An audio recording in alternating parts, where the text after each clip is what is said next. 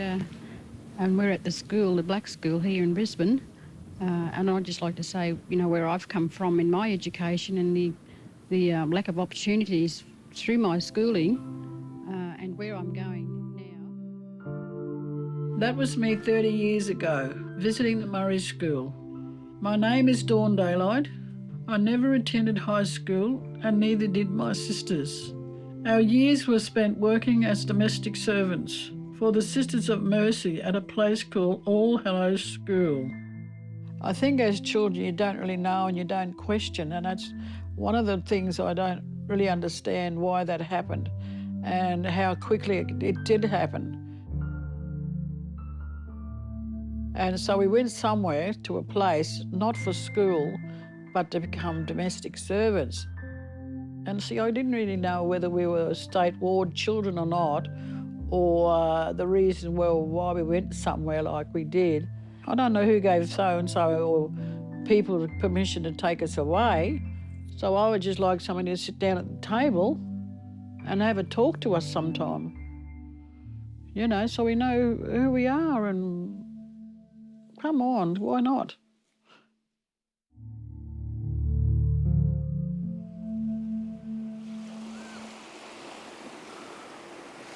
Hey, get away from the things up there. If we weren't educated to become academically minded, to become a lawyer or a doctor or anything like that, we would have been educated to be maids. If you look over here, you'll notice up on the hill All Hallows convent, All Hallows School. Up there's where the boarding girls used to be, the boarders at All Hallows. Up the top, you see those white windows up the top, and there was a big long walkway there, and we used to walk up to the area where the boarding school is. That's All Hallows. And we used to iron, when I used to work up in the laundry, used to iron this thing that they had. It was starched and their hair was somewhere. Well, if they had hair or something, I don't really know.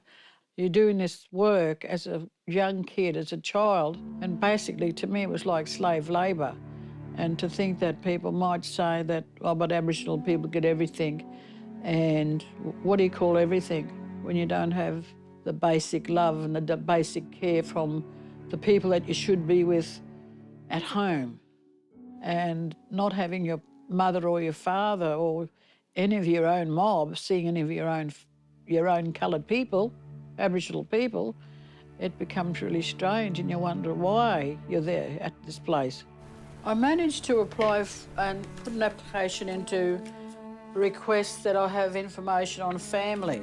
I think there was a policy of the government was to not allow and not disclose too much about Aboriginal people. And I think records, even though some of them may not be true facts, it's just beginning. Aboriginals Protection and Restriction of Opium Act came in 1897, and it enabled the government to take control of everybody of Aboriginal parentage at all. They took total control of people's lives. They removed people, which was the term they used, to missions or settlements. Thousands of people got taken away from their country and often taken away from their families. I am employing a black boy here from Purga Mission, Ipswich, by the name of Reg Daylight.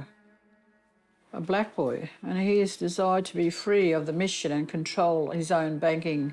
So for 10 years, from the 1930s to 1940s, my father was applying to be exempt from the Act. If you were exempt from the Act, your children were then exempt from the Act. And that was probably the case, as I understand it, for Auntie Dawn. This is to certify that the bearer, Isabel Daylight, by virtue of her breed, is not covered by the Aboriginal Preservation and Protection Act of 1939. Virtue of her breed. Your breed is like a dog. Classifying people as basically like animals. But, of course, any child of any colour could be picked up by the under Children's Services legislation. The State Children's Act then worked in similar ways. They did send children to work, young children, because I think their reasoning was that people learn a skill and they're kept off the streets and this sort of thing, when in fact I think probably very like the Aboriginal Act, they were just used as cheap labour. Not finding any evidence in the paperwork to explain where I was at All Hallows it's disappointing. Looking through these records, there's nothing to say I was a ward of the state or that I was taken under the Children's Act. So there was nothing for me to read about me as a person, about me, about my sisters, about Margaret and Carol. Not having your sisters and your brothers around you and not having your mother with you was a really hard time for all of us. And I would have liked to have been with my family. And if you want to run away, you want to get lost or you want to go home, you have a right to do that, to run. So you can be empowered and your strength. You become strong and willing in your own self to find yourself. So when you try to reconnect to your family and go back home, it can be really one of the hardest things. It's funny when I think about music, I always think of Margaret, because Margaret used to always, I think she always thought, and she thought she could sing like, and she did in a sense, sing a bit like Tina Turner.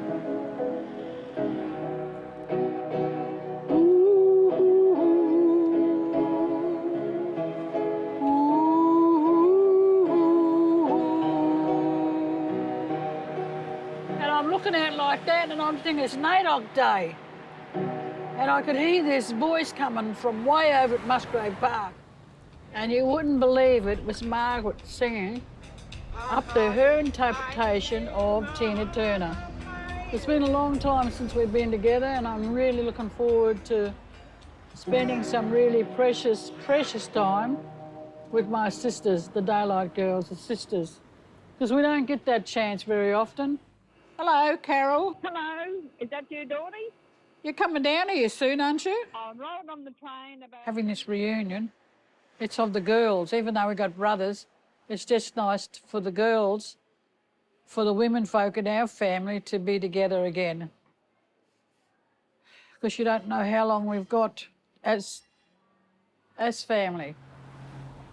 This is our place, the Daylight Centre here.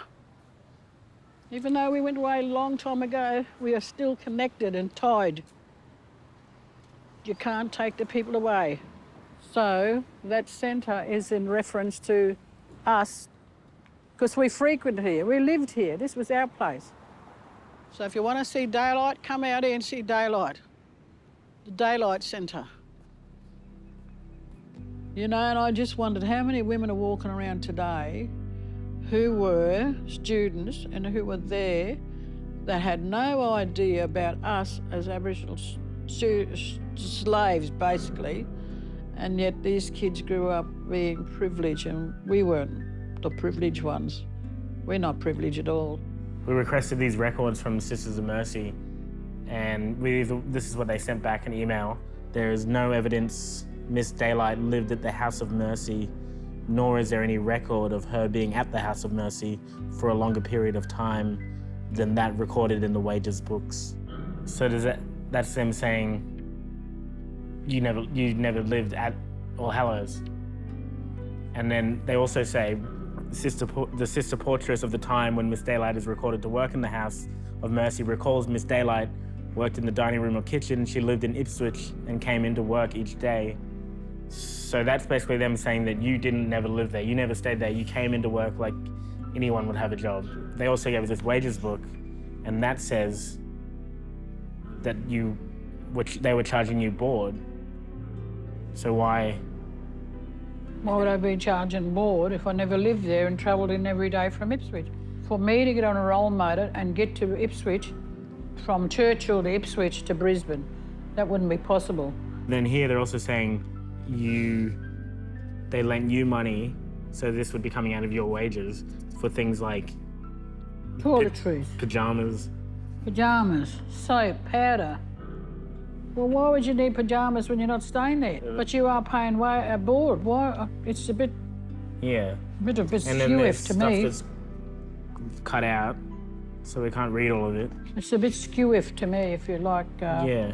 I'm aware, does it leave me up in the air? And how do I know any of this is true facts? I mean, when you have a memory of places and you can see and you feel and you know yourself the places you worked, the places you footstep, where you walked and where you showered, how can they not be truthful about us as kids? We're only kids, but we have a memory too. We still memorise those things. Ask Carol and ask Margaret. They know. You know where we were. That's probably never entered our mind even to think about being paid. Are we boarders? Are we schoolgirls? Are we here for school? Are we here for the purpose of them having domestic servants, you know, and having a roof over our head? And, yeah, I don't know what to say. That's one of the perks of doing the books, isn't it? You can write in that she's supposedly getting X amount a week or a month, and then you can say, well, yes, but less the board, less the clothes, less the fares and the food, and it ends up being not much at all. How can you deny the lives of children to just give them some comfort and give them support? That's all we really want, is support. Yeah, and I haven't seen Margaret for a long time, because I live in Cairns now. Carol never got up on the karaoke. I don't sing very much. Oh, you don't sing? Oh, we could sign in. Oh, so What have they got these nuns up here for? Carol, we've got to wait. We used to do that. Yeah, We used to iron all these sort of things. all their habits and everything. All We used habits. to do that, iron their clothes. Yeah, and the clothes, they're too lazy to do it. I'll just knock and see if she's ready. Hello. Lydia. 2 seconds. Do you want to come in, Auntie Caroline? Oh. Good man there. We found you. We've been looking for you. Good. Oh, Carol, look. Look at her. Oh.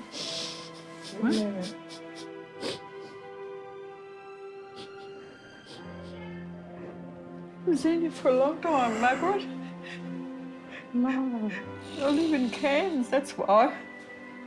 You know what she did? She come down this morning. On the bus first. Pretty girl. Pretty girl? Oh, nice. On the side. There. That's pretty now. Look deadly now, look. Hi. Oh, no. We're all together again. Yeah, we're all together again, aren't we, sis?